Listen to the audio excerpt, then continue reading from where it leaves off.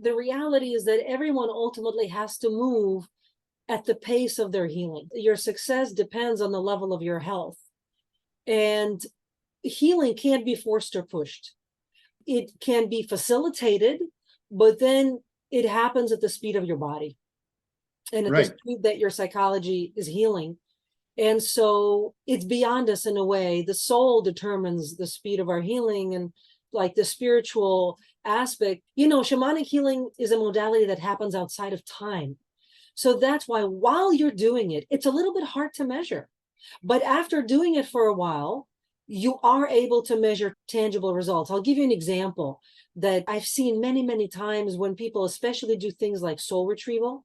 While we're doing a lot of soul retrieval is very interesting. It's very in-depth. Sometimes people don't necessarily put the two and two together, how that particular soul retrieval session helps them with a specific goal they have. But after a few months of doing it, usually 3 to 6 months of doing it, something major shifts. Some leap, some big leap happens for people where that they weren't able to make that leap before. The best way that I can describe it is in the words of my own clients. They will tell me things, and these clients didn't have any mental illness. They didn't have a specific physical illness. They would tell me, I worked so hard on this project. I did this, I did that. I did everything I was supposed to do. Everything seems to come together, and then everything falls apart. And they tell me that that happens again and again and again. And that's a very typical hallmark symptom of soul loss, because the person doesn't have, because they've had so much soul loss due to trauma from the past, they don't carry within them enough soul to maintain their dream. Intellectually, they can see their dream, they can come up with it. They don't have intellectual problems. They don't have any IQ problems, but soul is what creates reality.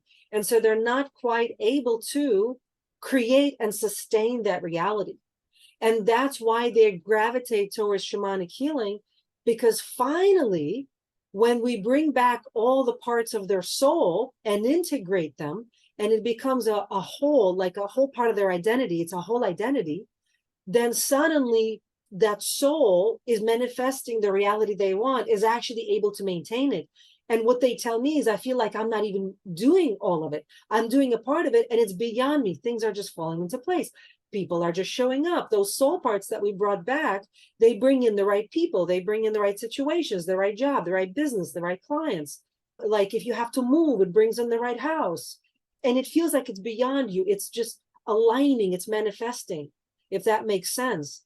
And it's kind of mysterious. We could say it's a little bit mysterious how that happens, but there's a way to navigate the mysterious in a way that makes sense, in a way that we can manifest results at will by doing the work. In other words, it's not like hit or miss. It's not like playing Russian roulette with it. It's if you follow these protocols and you do these healing modalities, you will get that result.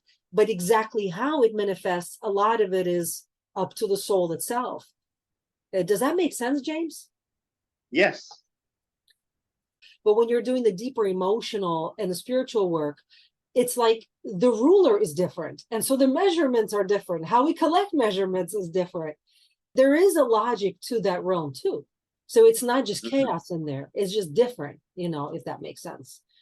Right?